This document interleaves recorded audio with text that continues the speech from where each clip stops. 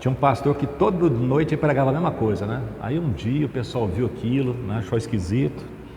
Aí vira a segunda vez, aí na terceira o cara falou assim: ô pastor, muito boa a pregação do senhor, mas o senhor toda noite está falando a mesma coisa? Você não muda o verso, né? A lição? Ele falou: meu irmão, deixa eu falar uma coisa. Daquilo que eu preguei, o que você está praticando? Ele falou: ainda não comecei não. Eu falei: pois é, eu estou doido para mudar a lição, né? Mas você me ajuda? Porque só falar para falar não adianta, tem que praticar, né?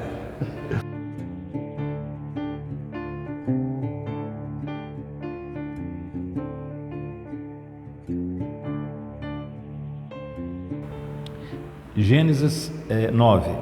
Deus abençoou Noé e seus filhos, dizendo: sede fecundos, multipliquem-se e encham a terra. Todos os animais da terra e todas as aves do céu terão medo e pavor de vocês. Tudo que se move sobre a terra e todos os peixes do mar serão entregues na mão de vocês.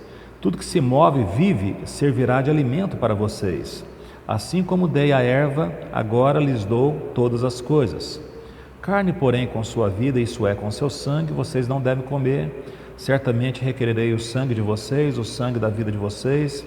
De todo animal requererei, bem como o ser humano. Sim, de cada um requererei a vida do seu semelhante.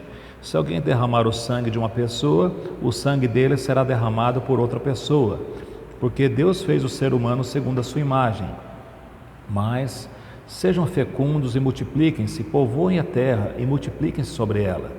Deus também disse a Noé e a seus filhos: eis que estabeleço a minha aliança com vocês e com a descendência de vocês e com todos os seres vivos que estão com vocês, tanto as aves, os animais domésticos e os animais selvagens que saíram da arca, como todos os animais da terra. Estabeleço a minha aliança com vocês, nunca mais os seres vivos serão destruídos pelas águas de um dilúvio. Nunca mais haverá dilúvio para destruir a terra. Deus disse: este é o sinal da minha aliança que faço entre mim e vocês, e entre todos os seres vivos que estão com vocês, para todas as futuras gerações. Porei o meu arco nas nuvens, e ele será por sinal da aliança entre mim e a terra. Quando eu trouxer nuvens sobre a terra, e nelas aparecer o arco, então me lembrarei da minha aliança, firmada entre mim e vocês e todos os seres vivos, de todas as espécies, e as águas não mais tornarão em dilúvio para destruir todos os seres vivos. O arco estará nas nuvens, eu o verei e me lembrarei da aliança eterna entre Deus e todos os seres vivos, de todas as espécies que há sobre a terra. Deus disse a Noé: este é o sinal da aliança estabelecida entre mim e todos os seres vivos sobre a terra. Os filhos de Noé que saíram da arca foram Sem, Cã e Jafé. Cã é pai de Canaã. Esses são os 3 filhos de Noé. A partir deles se povoou toda a terra. Sendo Noé agricultor, passou a plantar uma vinha, bebendo vinho, embriagou-se e ficou nu dentro da sua tenda. Cã, pai de Canaã, vendo a nudez do pai, foi contar isso aos seus 2 irmãos, que estavam do lado de fora. Então Sem e Jafé pegaram uma capa, puseram-na sobre os seus próprios ombros e, andando de costa, com o rosto desviado, cobriram a nudez do pai, sem que a vissem.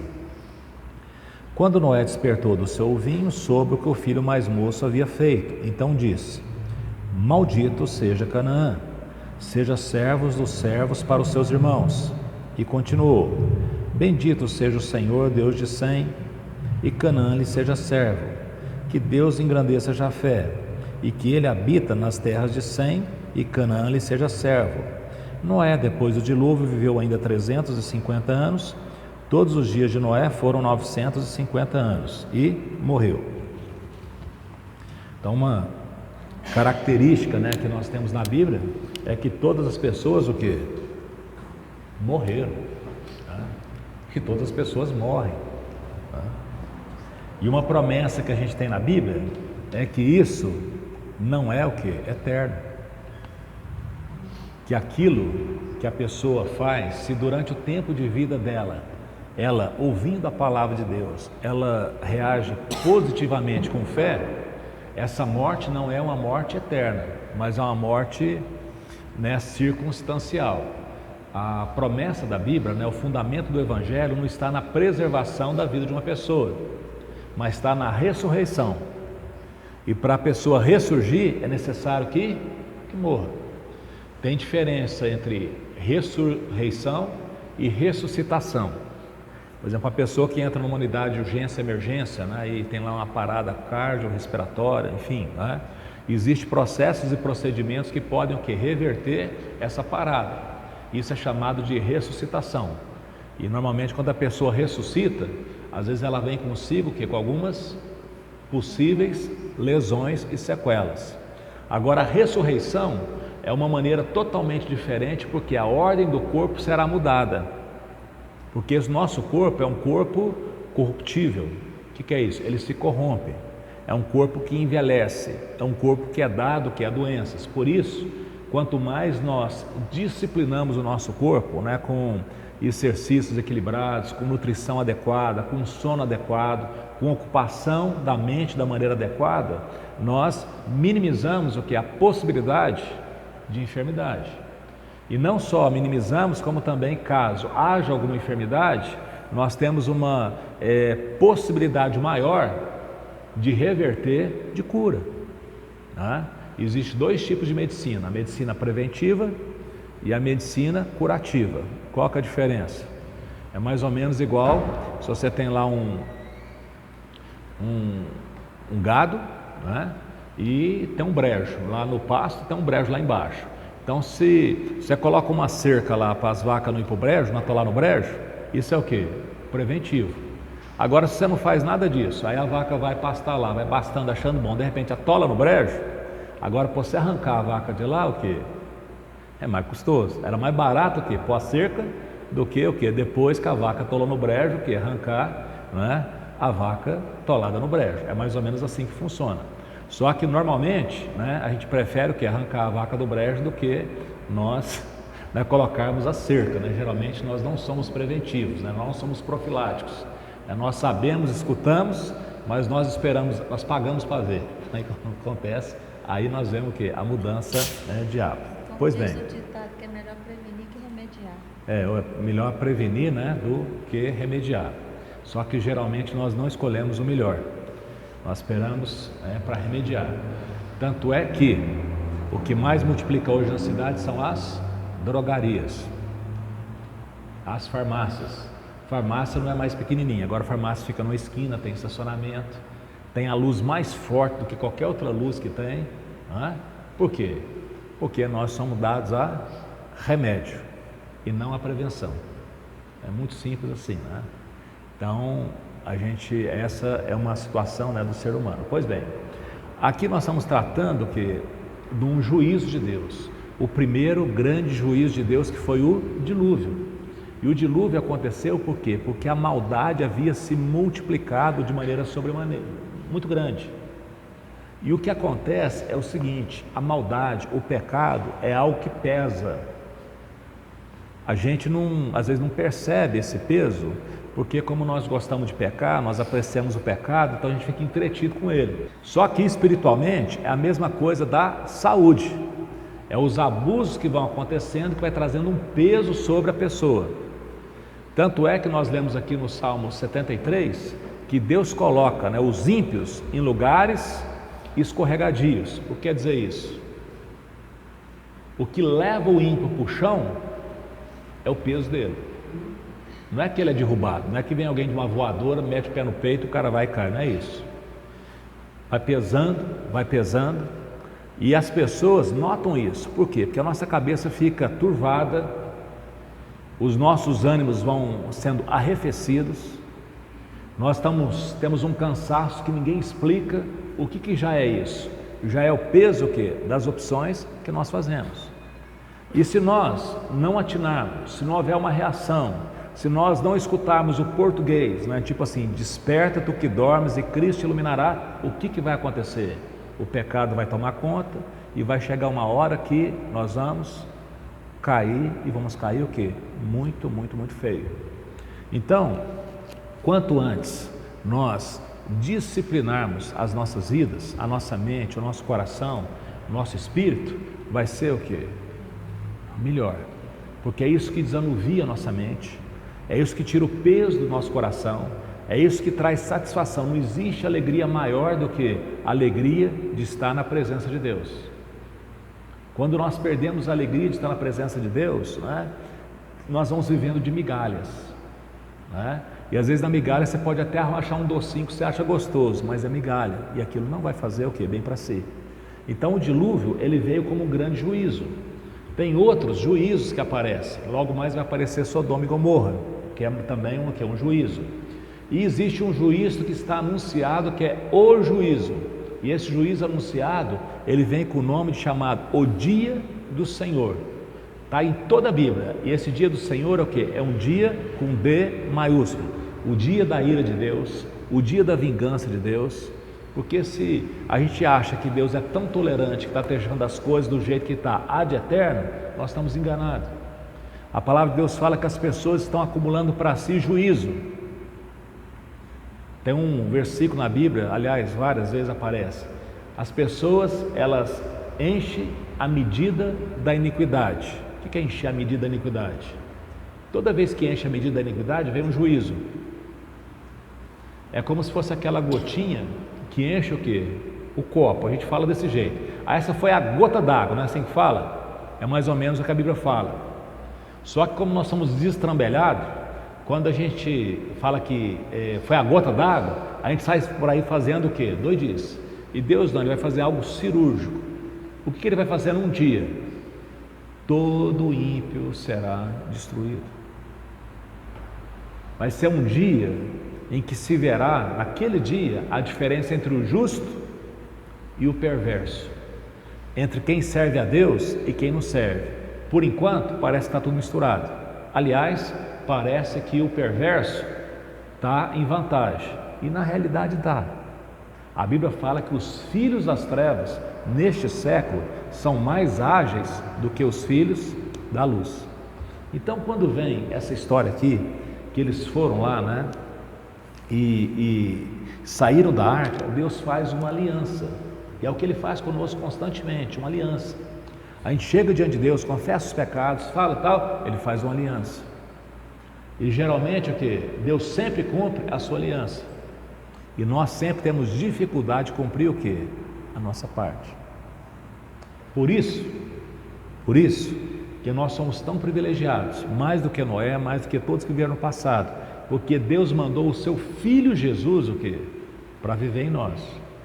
Então agora a aliança, ou a nova aliança, não consiste em a gente ficar agarrado para fazer coisas, mas existe o que? Em nós temos comunhão com Jesus Cristo, o Filho de Deus, e nós nos enchemos do Espírito Santo de Deus, e Ele nos capacita o que? A uma vida reta, a uma vida digna. É Ele que nos capacita. Então não é eu que tenho de fazer sozinho. Solidão, depressão, angústia, transtornos de ansiedade, todas essas coisas que estão acontecendo nos nossos dias, tem a ver com uma coisa só: isolamento. A pessoa que olha para a vida e vê que não dá conta. Bom, Jesus já falou isso: sem mim nada podeis fazer. Então essa não é a novidade. Só que quando a pessoa faz isso e ela fica sozinha, à mercê de si mesma, aí a agonia é o que? É terrível. Agora, se ela está com Jesus, se ela tem esse esforço com o Espírito Santo, a vida dela vai ser o que? Iluminada. Ninguém precisa fazer nada sozinho, né? O irmão não precisa fazer as casas que o irmão faz sozinho. O Daniel não precisa vender os carros que ele vende sozinho, né? O irmão lá não precisa fazer, né, o que ele faz na empresa lá que ele trabalha sozinho. Ninguém precisa fazer nada. Por quê? Porque Cristo em nós é a esperança da glória. Quando a gente faz sozinho, se você faz uma coisa que acha que deu certo, você já fica até assim, não é? Não é isso? É igualzinho jogador de futebol. Já viu jogador de futebol? Ele vai, dribla, na hora que ele erra, o que ele faz? Ele faz sinal da cruz, né? Tipo assim, a culpa foi dele, né? Porque não deu certo, né? Mas na hora que ele marca gol, a maioria sai o quê? Batendo no peito, fazendo assim, tipo assim, eu sou grande, né? Então quando erra, é outro, é Deus. Mas quando faz, são poucos o quê? Que tem aquela atitude o quê? De gratidão. E tem uns que falam até de gratidão porque às vezes dá ibope também. Então é difícil você falar o que é, o que deixa de ser no coração de uma pessoa. Pois bem, saíram da arca depois de 150 dias na arca. Tinha chovido 40 dias e 40 noites. Eles tiveram um zoológico indoor, né? Fechado dentro da arca. Você imagina o perfume que devia ter o quê? Dentro daquela arca. Aquilo lá não era um shopping. Não tinha loja ali para vender perfume. Ali tinha elefante, né? Imagina o tamanho do pinico do elefante, né? Ali tinha tudo quanto há. Tinha rato? Tinha, porque senão não tinha nada. Tinha tudo lá. Anta, né? Até girafa. Só não tinha a girafa do Amazonas, mas as outras girafas, né? Tinham lá, né? Então tinha tudo isso, tinha lá. E eles cuidavam disso tudo. Imagina a festa quando eles saíram. Só que era uma recreação. Porque dos 8 que saíram, Noé e sua esposa, Sem e sua esposa, Jafé e sua esposa, Cã e sua esposa, é daí que toda a terra foi povoada. E Deus foi e fez uma aliança com eles dizendo: crescei, multiplicai, enchei a terra. Nesse recomeço tem uma diferença do primeiro começo. É porque lá no primeiro começo, você vê lá em Gênesis, no capítulo 1, né, 2, 3, vai falar assim: dominai sobre a terra. Agora já não aparece mais a dominação. E por que não aparece a dominação? Porque nós perdemos essa condição quando nós abrimos brecha comendo a árvore lá do conhecimento do bem e do mal. O que quer dizer isso? É que hoje, às vezes nós conhecemos coisas boas, que são da vida, mas também nós nos aventuramos a conhecer o mal. E nós não temos a estrutura que Deus tem de, conhecendo tudo, praticar só o que é bom. Então essa questão de dominar já não nos cabe mais. É por isso que a necessidade de um libertador, de um dominador. E esse dominador que está prometido é o Senhor Jesus Cristo. E por que ele pode dominar? Porque ele é puro de coração, ele é limpo nos seus olhos, ele julga não segundo a aparência, mas ele julga segundo a essência de cada coisa. Ele é a imagem do Deus invisível, a perfeita, exata expressão de Deus o Pai, muito mais superior do que qualquer anjos. E ele, nesse projeto maravilhoso de Deus, ele é feito e ele se faz o quê? O nosso irmão mais velho. Agora você imagina, nós, do jeito que nós somos, entrarmos na família de Deus e chamarmos o nosso Senhor. Sabemos que Ele é o nosso Senhor, mas também que Ele é o nosso irmão, porque Ele é primogênito entre muitos irmãos. Então esse zelo, a maneira como a palavra de Deus deveria aquecer o nosso coração, o ambiente de Deus deveria aquecer as nossas vidas, devia ser algo que maravilhoso. Só que muitas vezes isso se torna o que? A nossa canseira, a nossa rotina, que nós fazemos como se fosse o que? Eu tenho que fazer isso aqui porque senão pode dar ruim. A palavra de Deus fala diferente: alegrei-me quando me disseram: opa, vamos à casa do Senhor, vamos nos apresentar o que? A casa do Pai. Ele vai iluminar as nossas vidas, Ele vai curar as nossas enfermidades, Ele vai resolver os nossos problemas, Ele vai nos orientar diante dos dilemas da vida. Confia no Senhor com todo o seu coração e não se estribe no seu próprio entendimento, quer dizer, não se apoie no tamanho da cabeça que você tem. Deus tem uma cabeça muito e muito melhor. Então confia no Senhor. Vai fazer a prova? Faz junto, né? Foi uma mudança grande na minha vida, desde que eu passei de fazer prova sozinho e fazer prova o quê? Com toda a Trindade junto comigo, né? Porque aí o vai fazer, como é que nós vamos resolver isso aqui? Não, é legal isso, né? Aí eu tive cada ideia lá, cada ideia começa a aparecer na vida, porque quando eu estou sozinho, aí dá branco. Aí eu não sei o que eu faço, né? Porque eu estou sozinho, estou tenso. Agora, quando você está na dimensão de Deus, aí você faz coisas que você nunca imagina que você o quê? Daria conta, né? E Deus trata o que precisa tratar, a nossa soberba, a nossa vaidade, Ele nos humilha, mas nós estamos o quê? Sendo educados por um Pai amoroso. Nós estamos sendo conduzidos pelo Senhor Jesus Cristo. O Espírito Santo constantemente contende conosco o quê? A respeito dos nossos pecados, da necessidade de mudança que precisamos ter o quê? Nas nossas vidas. Pois bem, eles saíram de lá e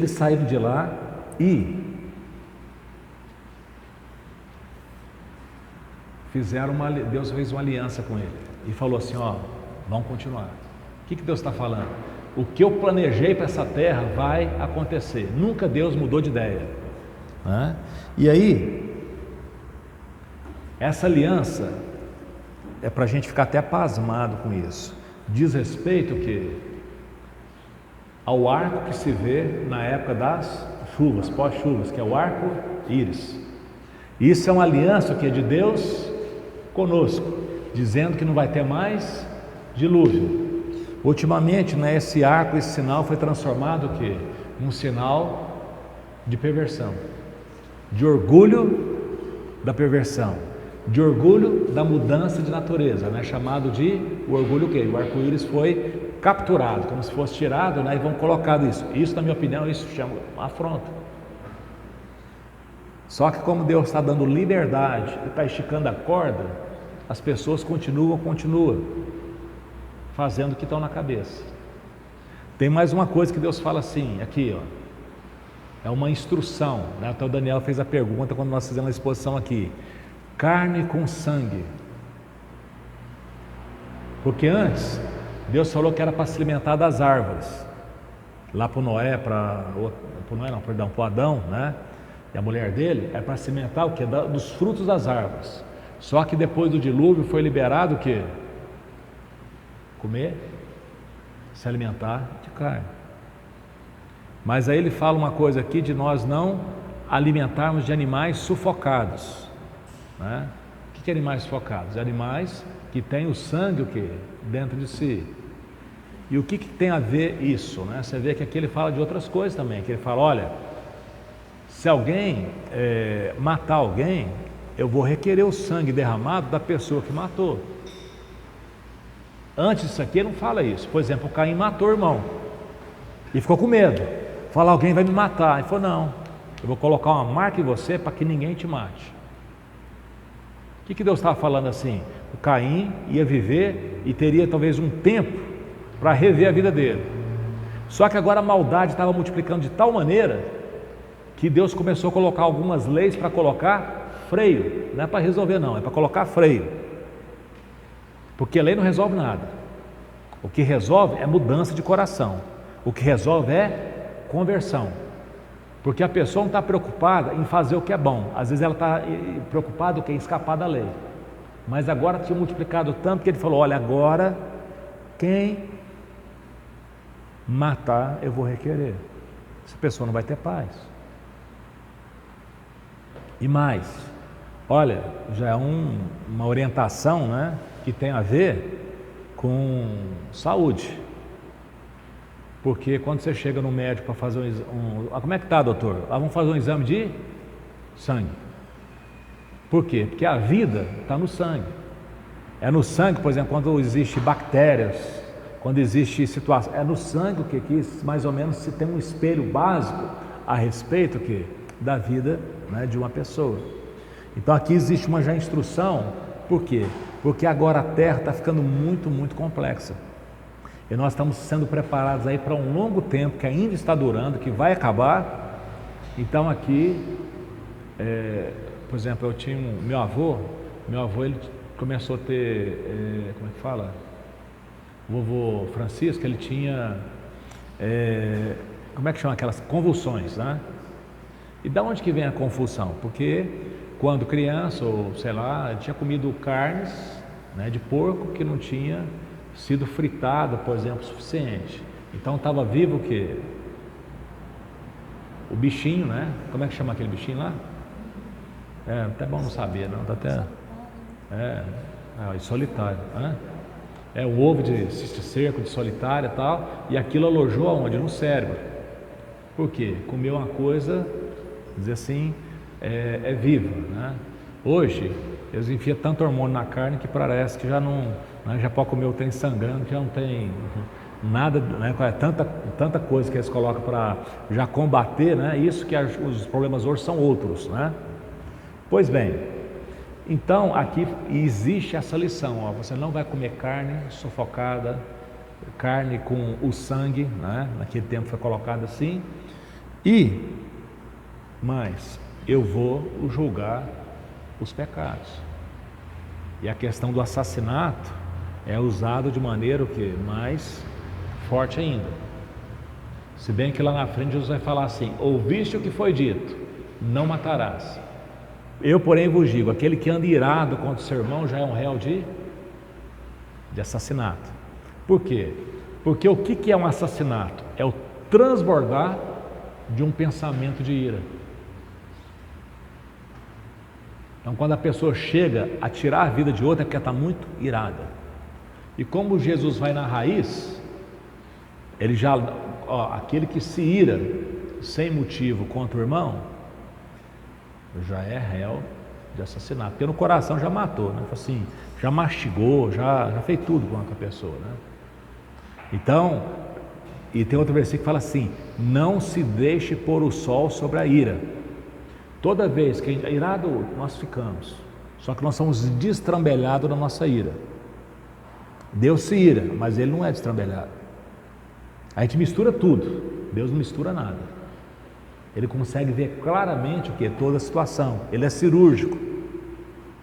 Nós somos como se fosse cirurgião maluco, né? Que ao invés de tirar só o que precisa tirar, às vezes avança mais e é capaz de matar tudo, né? Estragar todo o ambiente. Então é outra coisa que se fala aqui. Olha, lá fala: não matarás, e eu vou atrás de quem matar. Mas Jesus fala assim: ó, você cuida do seu coração, para que o seu coração não seja o que? Um poço de ira. Porque isso já te coloca o quê? Como réu de morte. E aí acontece uma história aqui, né, que é muito interessante. E que isso só acontece na Bíblia. Porque a Bíblia, quando conta a história de uma pessoa, conta os seus acertos e os seus desacertos, as suas virtudes e os seus pecados. O Noé, que era um homem íntegro, justo diante de Deus, que quando Deus falou assim: eu vou destruir tudo, quem achou graça diante de Deus foi o Noé. E o Noé, depois disso tudo, ele foi lá, plantou uma vinha e fez vinho. Plantar vinha quer dizer plantar uva, e da uva ele fez vinho. E ele foi e bebeu o vinho, e continuou bebendo até que ele ficou embriagado. E geralmente uma pessoa embriagada é uma pessoa que não está no seu perfeito juízo. E aí esse homem que é um patriarca, que é uma referência, chegou um momento lá que ele foi o quê? Ficou sem roupa, totalmente exposto o quê? Dentro da tenda. E ele tinha 3 filhos. Um dos filhos chamava Cã, né? E ele entrou, na hora que viu aquilo, ele foi contar, achou aquilo uma piada e foi expor o quê? Para os seus irmãos. Só que seus irmãos temeram no coração, e ao invés de fazer uma piada do velho que estava embriagado, o que eles fizeram? Pegaram lá uma roupa, né, uma capa, entraram de costa, protegeram o Noé na sua loucura. Na loucura de Noé, ele o protegeu, e quando o porre passou, o Noé ficou sabendo o que tinha acontecido. Às vezes a gente espera assim: não, Noé tinha que chegar e falar: meus filhos, ó, eu errei, né? Eu não devia ter feito isso. Só que a reação dele aqui foi outra. O que ele fez? Ele foi e passou uma análise, um julgamento sobre todos os seus filhos. E começou com Cã. Você é um maldito. Porque quando você vê a pessoa na exposição, você expõe ela mais ainda, você não cobre. E uma das orientações da Bíblia é que nós não devemos expor pessoas, mas que nós devemos o quê? Cobrir os pecados do nosso irmão. Porque o juízo definitivo é de Deus, mas nós somos dados uns aos outros o quê? Para falar assim, vamos lá, vamos mudar de vida. Nós não somos agentes de juízo. Por isso que a palavra de Deus trata de uma maneira muito drástica a respeito de fofoca, de exposição, de apontar os dedos, não é? A Bíblia é muito drástica no que diz respeito, né, a essa situação, né, de ficar falando de uma pessoa que está no erro. O Noé soltou esse juízo e abençoou o Sem e abençoou também o Jafé, dizendo: bendito seja o Deus de Sem, que Jafé seja engrandecido e que habite nas tendas de Sem, e que Canaã, ou Cã, seja servo. Está falando da descendência. Então a gente nota o seguinte: primeira família pós-dilúvio, nós já vemos de novo o que? Problemas. Enquanto existir essa terra, vai haver problemas. E nós não devemos fazer parte dos problemas, mas devemos fazer parte da solução. Então, problemas existem. Agora, como é que nós vamos reagir diante desses problemas? Então, essa lição, né, que nós temos, né, do Gênesis 9. Nós vamos terminar aqui a gravação, né? Então, se você tem acompanhado aqui no nosso canal, eu peço que você curta, né, que você compartilhe se essa mensagem foi importante para você, e que você nos acompanhe, que você se inscreva no canal e que nós possamos, né, ter a oportunidade de compartilhar de maneira mais abrangente a palavra de Deus, a exposição, né, da palavra de Deus, né? Fique com Deus.